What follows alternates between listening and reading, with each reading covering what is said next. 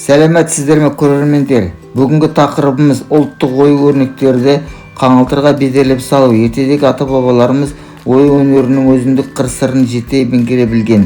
Ой мен сөзбен жеткізе алмаған сезімді табиғат әлемінің жұмбағын бір ою-өрнекке сыйғыза білген.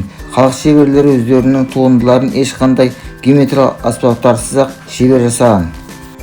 Ою-өрнектерді 4 топқа бөледі. Бірінші топқа жануарлар тектес ою-өрнектерге қошқар мүйіз қуаттылықтың, жақсылықтың, молшылықтың нышанын білдіреді. Қаз мойын, түйе табан, өркеш. Екінші топқа өсімдік тектес ою-өрнектерге ағаш, гүл, жауқазын. Үшінші топқа ғарыш әлеміне байланысты шеңбер, жұлдыз, айшық. Төртінші топқа геометриялық фигуралар тектес қармақ, тұмарша, шынжара.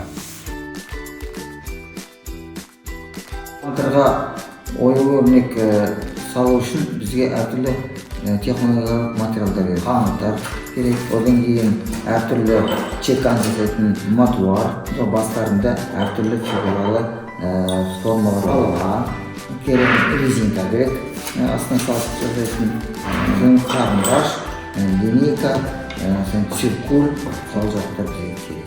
Бірінші қағазды аламыздағы қаңылтырға салу үшін ою-өрнек бірінші эскизін жасаймыз.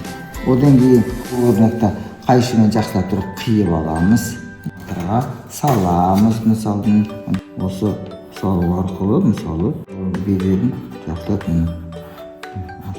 енді осы салынған ою-өрнекті үстіне аламыз да осы ою-өрнегімізді енді чеканка бедерді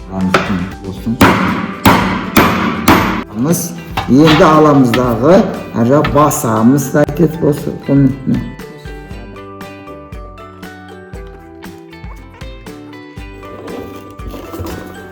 фондарын шықты. Енді аламыздағы фондарын